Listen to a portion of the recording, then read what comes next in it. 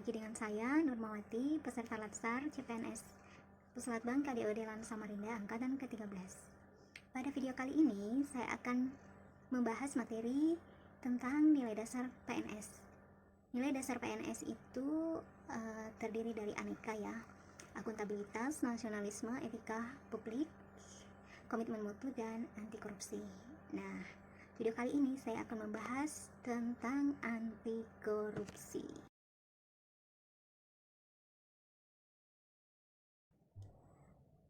Mengapa seorang PNS perlu memahami tentang anti korupsi?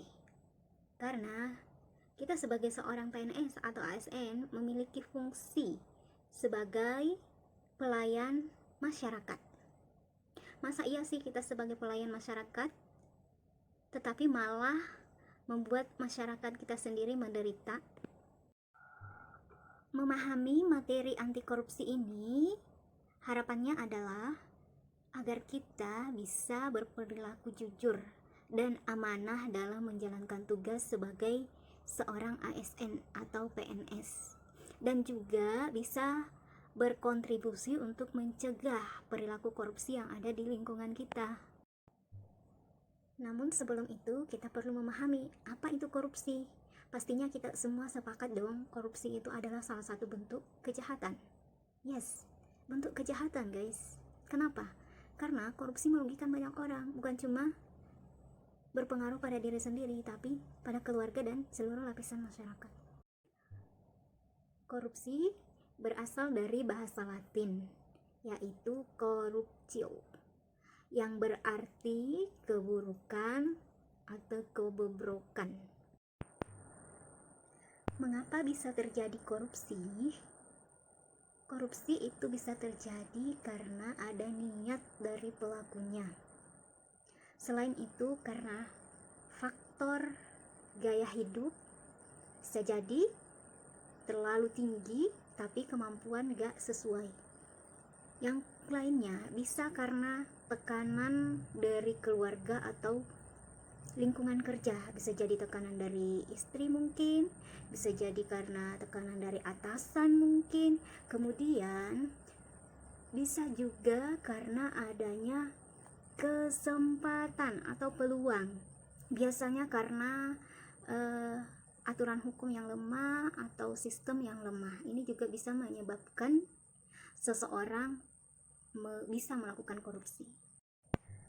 Nah, setelah memahami definisi dan penyebab dari korupsi, sekarang kita akan melanjutkan ke jenis-jenis tindak pidana korupsi.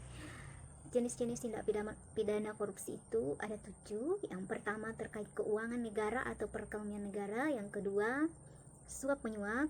Ini biasa banget terjadi di masyarakat kita. Kemudian yang ketiga, adanya penggelapan dalam jabatan, penyalahgunaan wewenang ya atau jabatan. Kemudian yang keempat, ada pemerasan. 5, perbuatan curang. Kemudian yang keenam, ada benturan kepentingan dalam pengadaan, biasanya dalam pengadaan barang, ini sering ini. Kemudian yang ketujuh itu korupsi terkait gratifikasi. Nah, untuk PNS atau ASN, biasanya untuk kami ya sebagai dosen, biasanya ini sering dilakukan oleh mahasiswa, bentuk-bentuk gratifikasi ini. Makanya kita perlu menghindari tindakan-tindakan yang terkait dengan gratifikasi ini. Berikutnya kita akan membahas dampak dari korupsi. Jadi dampak dari korupsi ini sebenarnya bukan hanya pada diri sendiri, tapi ternyata berpengaruh secara global. Yaitu yang pertama, bisa mengakibatkan melambatnya pertumbuhan ekonomi suatu negara.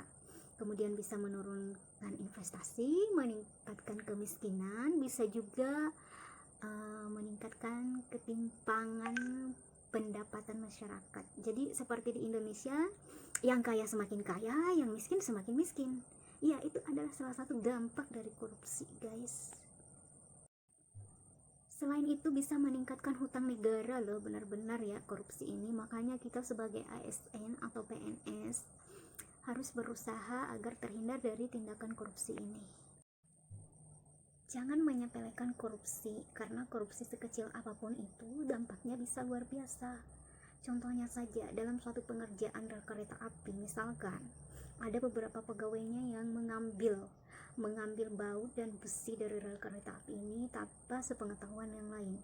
Nah, pada saat kereta api melewati rel ini yang kebetulan sudah diambil baut sama besinya, nantinya akan menyebabkan kecelakaan, dan itu dampaknya luar biasa, bisa menimbulkan kematian dan kerugian pastinya untuk negara.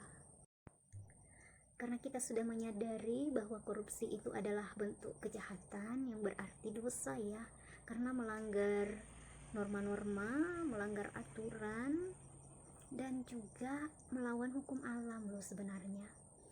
Sepandai-pandai tupai melompat, pada akhirnya akan jatuh juga. Kenapa? Karena tupai ini melawan hukum alam.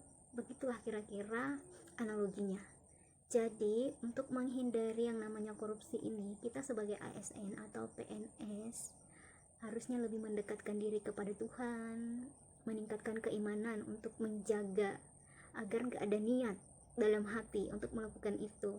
Kemudian harus menanamkan nilai-nilai anti korupsi seperti jujur, peduli, mandiri, disiplin, tanggung jawab, sederhana. Ini penting karena biasanya penyebab utama korupsi itu adalah gaya hidup yang ketinggian. Kemudian berikutnya berani juga penting karena korupsi ini biasanya karena ada tekanan dari atasan atau tekanan dari keluarga, makanya harus berani. Kemudian yang berikutnya itu adalah adil, menanamkan nilai-nilai anti korupsi pada diri sendiri, nggak berhenti sampai di situ saja. Gak cukup hanya dengan berkomitmen, tapi harus konsisten melakukannya. Jangan sampai seperti tupai tadi yang melawan hukum gravitasi. Oke guys, untuk review kali ini cukup sekian. Sampai ketemu lagi di video berikutnya.